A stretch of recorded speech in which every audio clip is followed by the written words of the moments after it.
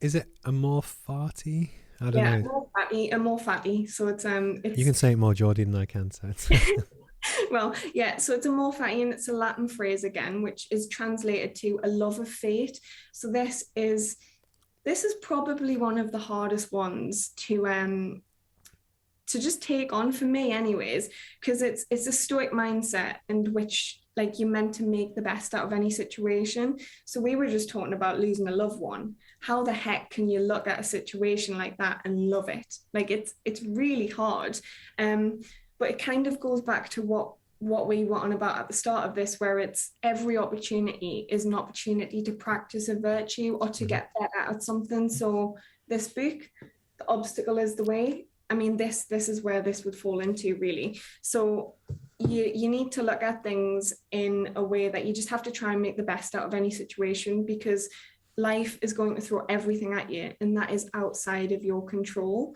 But what you do have is how you respond to the situation. So we'll talk about the dichotomy of control at some point, and that's really, really important for the Stoics. um so I have another quote here, which is from Epictetus, which says, "Do not seek for things to happen the way you want them to. Rather, wish that what happens happened the way it happens. Then you'll be happy." So don't fight the situation. Don't wish that it would be different, because you cannot make it different. So if Yeah. something's happened, then just embrace it fully. So that's why it's a love of fate. It's not some resigned endurance that you're just going to get through it. It's more like you're going to embrace that situation. And in the book, I think it talks, I don't know if it's this book, but it talks about Thomas Edison. It is Um, that book because it's the yeah, only one I've read. yeah. When his So factory burns down. yeah, so his factory burns down, and the quote, I've got the quote here. So he looks at his son. Obviously, you would be devastated. Imagine your factory or your business, your His home. life's work. Yeah, his life's work burns down. And he says, "Go and get your mother and all her friends. They'll never see another fire like this again." So that is Amor Fati in a nutshell. Like, it's this situation's happened. You cannot change it. So embrace it. And it's really hard for things that, like losing a loved one or whatever it may be. But you have to embrace it. It's out of your control. You don't have Because anything else to do. one of the things that almost relating back to that is that when I've had tough times, be it family members die or just horrible other things, the one that almost gets me is the fact that I will have learned a lot through the process. So going back 10, 15 years, there was someone I knew who suffered really badly with depression, and that was new to me at the time. And it wasn't a nice situation to be involved in or to help with or whatever, but what it did do is teach me a lot about life, so that then moving forward for the rest of my life, if I ever come across someone that's in a similar position, I can handle it so much better and impart advice, and I'm a lot wiser than I was just through being exposed to stuff. And then likewise, when I've had family members die, it's almost I try and take the best of their character traits and almost live them on, if that makes sense. So almost take help use it to help make me better, if that makes sense. Yeah, yeah. Well, you look back on difficult experiences normally as like a formative experience, something that makes you better, that teaches you. And at the time, it's hard to look at it in But that I way. don't think everyone does. I think you have a lot of people, hence it's the whole point.